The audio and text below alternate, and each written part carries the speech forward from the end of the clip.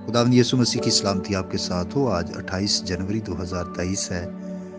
मत्ती रसूल की मार्फत लिखी गई इंजील मुकद्दस के आयत बायत तफसीरी मुतालिया को जारी रखते हुए आज हम देखेंगे 14वां बाब और उसकी 23वीं आयत, जिसमें यूं लिखा है, और लोगों को रुखसत करके तन्हा दुआ करने के लिए पहाड़ पर चढ़ गया। जब शाम हुई तो वहां अकेला था। आमीन। जब खुदावंद यीशु मसीह ने 5 रोटियों और 2 मछलियों से एक बड़ी भीड़ को खाना खिलाया, लोग उसको बादशाह बनाना चाहते थे, लेकिन खुदावंद यीशु मसीह ने शागिर्दों को भी मजबूर किया कि वो कश्ती में सवार होकर पार चले जाएं और लोगों को भी रुखसत कर दिया।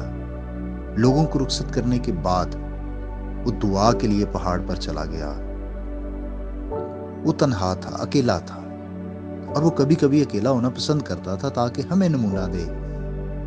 जरूर है कि हम तन्हाई में, अकेले में खुदावंद अपने खुदा के साथ वक्त गुजारें।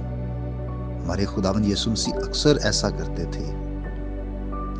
जब खुदा और हम हों और कोई और इंसान या कोई और चीज़ हमें डिस्टर्ब करने के लिए ना हो, बल्कि हम पूरे तौर पर उसकी हुजूरी से लुत्फानंदोज हो सके, उसके साथ गुफ्तगू कर सके, अपने दिल की बात अपने खुदा के साथ करें और खुदा की भी सुने।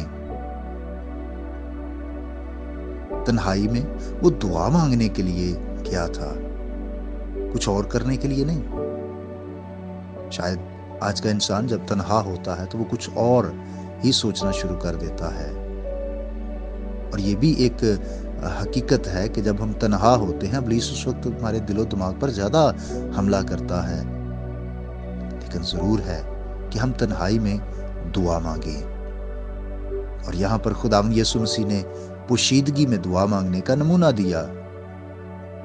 ये जो खुदावंद यीशु मसीह ने खुद एक असूल और कायदा कानून मुकर्रर किया था कि जरूर है कि तू अपनी कोठरी में जाए और दरवाजा बंद करके पोशीदगी में, तन्हाई में दुआ करे।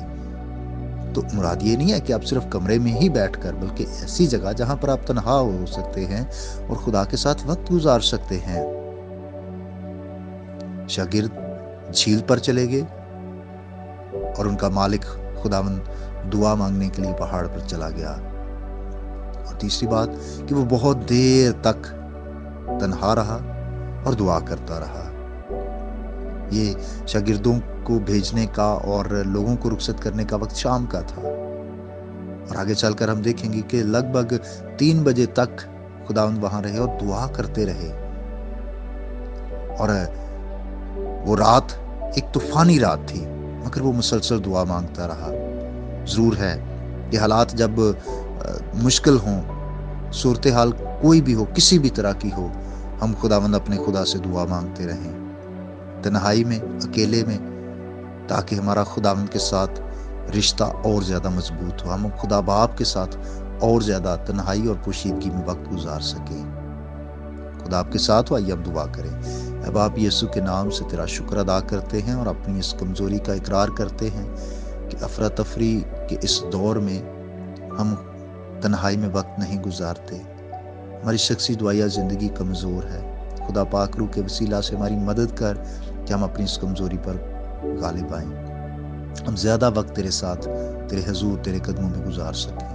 अपने तमाम भाइयों बहनों के लिए, फैमिलीज़ के लिए, बच्चों के लिए, बुज़ुर्गों के लिए खुदा बरकत चाहता हूँ, ईमान की मजबूती चाहता हूँ कि दरख्वास्तों पर भी तेरा कान लग जाए, ताजगी, बहाली और शादमानी के दिन उनकी ज़िंदगियों में आए, मसीह के नाम से आमीन। मेरा नाम पास्टर बिशारत है और ये पैगाम आपको इवेंजेलिकल चर्च अट्टा की तरफ से भेजा गया। अब तक हमारा चैनल सब्सक्राइब नहीं किया तो अभी सब्सक्राइब करें और बेल आइकॉन को क्लिक करके हमारी लेटेस्ट वीडियोस के बारे में अपडेट जानें।